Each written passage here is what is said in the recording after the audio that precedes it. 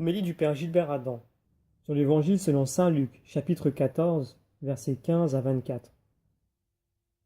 En entendant parler Jésus, un des convives lui dit : « Heureux celui qui participera au repas dans le royaume de Dieu. » C'est la mention de la résurrection des justes qui amène un convive à déclarer : « Heureux celui qui participera au repas dans le royaume de Dieu. » Cette remarque ne dérange personne, mais elle amène la parabole de Jésus. Jésus nous offre une image de l'éternité représentée par un banquet. C'est le lieu où la famille et les amis se retrouvent, se réjouissent autour de la table.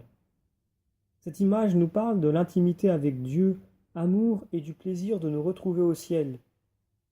Jésus veut faire avancer vers le royaume de Dieu. Jésus était invité chez un chef des pharisiens. Un malade s'est présenté et Jésus l'a guéri malgré les soupçons posés sur lui. Aujourd'hui encore, à ce repas, on l'observe. Jésus avait fait une recommandation aux convives de ne pas choisir les premières places. Il s'adressait ensuite à son hôte sur le choix des invités. Si ce sont des gens qui ne peuvent pas lui rendre son invitation comme les pauvres, les estropiés, les boiteux, les aveugles, il sera heureux puisque ce sera Dieu qui le lui rendra lors de la résurrection des justes. La liste de ces gens sert à donner des exemples pour ceux que Jésus aimait particulièrement parce qu'ils sont en marge de la société. Tous sont invités, les hommes, les femmes, les enfants, les riches, les pauvres, ceux en bonne santé et les malades. Personne n'est exclu. Nous continuons la lecture de l'Évangile. Jésus lui dit : « Un homme donnait un grand dîner, et il avait invité beaucoup de monde.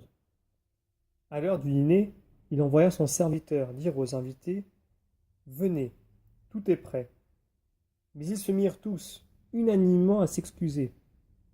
Le premier lui dit : « J'ai acheté un champ, et je suis obligé d'aller le voir. Je t'en prie, excuse-moi. »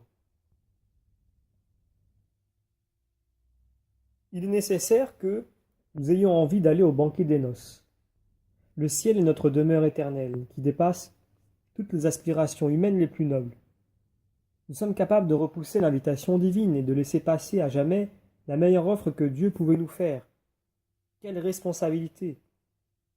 Il est des richesses qui divisent et nous opposent à Dieu.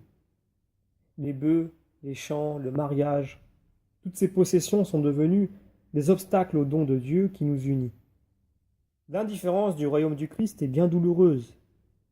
Jésus, ressuscité, dit à ses apôtres d'aller dans le monde entier et de proclamer la bonne nouvelle.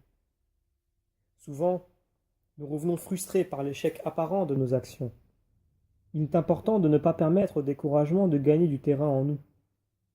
La grâce de Dieu et le pouvoir de la vérité porteront leurs fruits. Beaucoup disent « peut-être non ». Pour que beaucoup puissent être touchés, nous devons prier le maître de la moisson d'envoyer des ouvriers à sa moisson. Nous terminons la lecture de l'Évangile. Le maître dit alors au serviteur : « Va sur les routes et dans les sentiers et fais entrer les gens de force, afin que ma maison soit remplie. Car je vous le dis, aucun de ces hommes qui avaient été invités ne goûtera de mon dîner. »